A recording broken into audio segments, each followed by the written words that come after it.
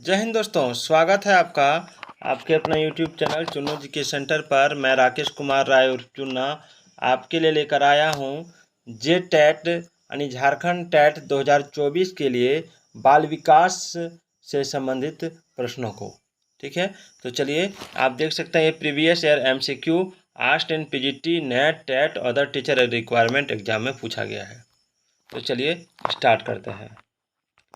पहला है कि मानवीय व्यवहार की व्यवहारवादी वैज्ञानिकों द्वारा अधिक व्याख्या की गई है।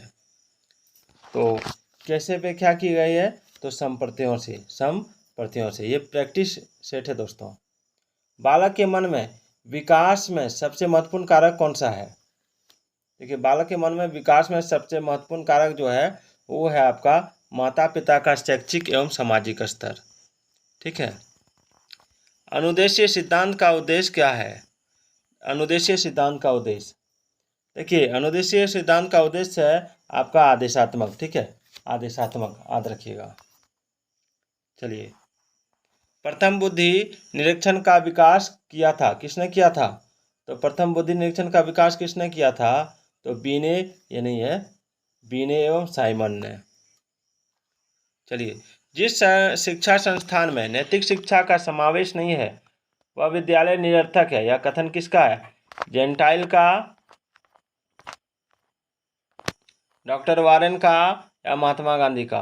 तो यह कथन है आपका महात्मा गांधी का। विद्यालय पाठ्यचर्या में SUPW का समावेश किस आयोग की सिफारिश पर किया गया? तो कोठारी कमीशन आयोग की सिफारिश पर। चलिए, बुद्धि का दो कारक सिद्धांत दिया था, किसने दिया था बुद्धि का दो कारक सिद्धांत? तो स्पीयरमैन ने। अधिक क्वेश्चन 1, क्वेश्चन 2 तथा क्वेश्चन 3 क्रमशः प्रथम, द्वितीय तथा तृतीय चतुर्थांक है तथा क्यू अर्ध क्वेश्चन नहीं है, मतलब Q1, Q2, Q3 है और Q अर्धाधिक चतुर्थांक है। तो Q का मान क्या होगा?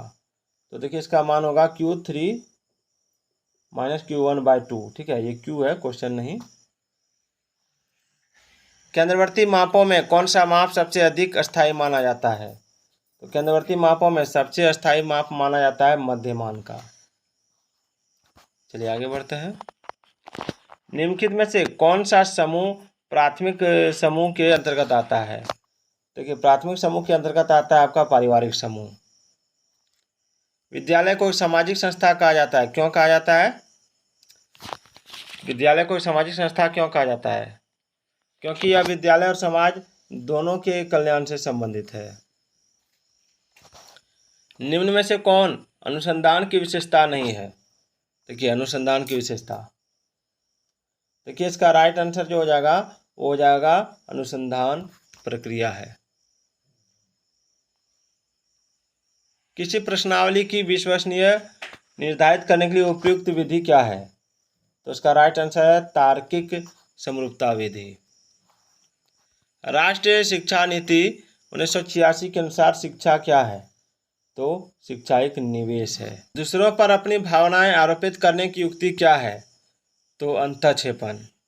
मध्यकालीन युग में शिक्षा पर सबसे अधिक बल किसने दिया था?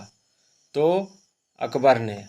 वैदिक कालीन शिक्षा का प्रमुख केंद्र कौन सा था? तक्षशिला। उपसंपदा संस्कार संबंधित है किससे? बौद्ध शिक्षा से।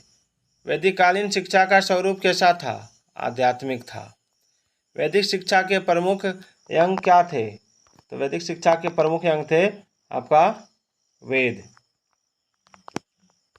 बालकों को निःशुल्क एवं अनिवार्य शिक्षा का अधिकार अधिनियम RT एक्ट कब संसद द्वारा पारित किया गया? तो 2009 में। बौद्ध काल में प्राथमिक शिक्षा के प्रमुख केंद्र थे बौद्ध मठ। इनमें से कौन विचलनशील का मापक नहीं है? तो मानक विचलन। विश्वविद्यालय अधिनियम कब पारित हुआ? तो वर्ष 1904 में। गोखले विधेयक किससे संबंधित था? तो ऑप्शन बी प्राथमिक शिक्षा। सामाजिक स्तरीकरण के लिए भारत में निम्नलिखित में से कौन जिम्मेदार है? तो उसका राइट आंसर हो जाएगा आपका सामाजिक आर्थिक दर्जा। सामाजिक विकास किससे अनिवार्यता संबंधित है? तो सामाजिक व्यवस्था के उद्देश्यों से अनुकूलन। अनुमोदन और ईमानदारी है तो संप्रत्यय। शिशुआवस्था की विशेषता नहीं है तो नैतिकता का विकास। व्यक्तित्व के विकास की अवस्थाएं क्या है? तो उपरोक्त सभी है। अधिगम एवं अभिवृद्धि, अधिगम एवं अपरिपक्वता, विकास की प्रक्रिया, उपरोक्त सभी।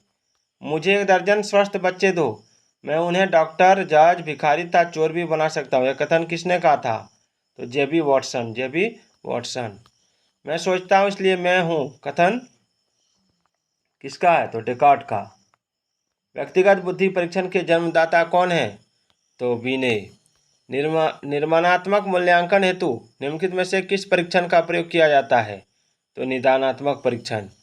एक छात्र विज्ञान के प्रश्न करते हुए प्रश्न पर अटक गया। कुछ समय सोचने के बाद अचानक उसे युक्ति सूझी तथा समस्या हल हो गई। इस प्रकार का अधिगम को क्या कहते हैं? तो सक्रिय अनुबंधन। योगात्मक मूल्यांकन हेतु निम्नलिखित में से किस परीक्षण का प्रयोग किया जाता है? तो उपलब्धि परीक्षण। निम्नलिखित में से कौन सा गांधीवादी पाठ्यक्रम से संबंधित नहीं है? मुख्य पाठ्यक्रम, सहसंबंधित पाठ्यक्रम, उद्योग केंद्रित पाठ्यक्रम। क्या होगा? या क्रिया केंद्रित पाठ्यक्रम। तो ये आपका हो जाएगा गांधीवादी पाठ्यक्रम से मुख्य पाठ्यक्रम संबंधित नहीं है। विज्ञान के लक्ष्य के बारे में संबंधित है, तो कम प्रयत्न से अधिक प्राप्त करना। एक अध्यापक कक्षा में पाठ पढ़ाने के पश्चात छात्रों को पुस्तक में दिए गए प्रश्न करने के लिए देता है। छात्र किस नियम का पालन करेंगे? तो अभ्यास का नियम। बुद्धि है क्या है? तो संप्रत्यय। आत्मनिर्देश क्या है? तो आत्मनियंत्रण। स्वानुशासन सहायता करता है, तो चरित्र विकास में। निम्न में से कौन सा कथन सही है? इसका आंसर आप कमेंट कीजिएगा। तो फिर मिलते हैं अगले वीडियो में, तब तक के लिए जय हिंद, जय भारत।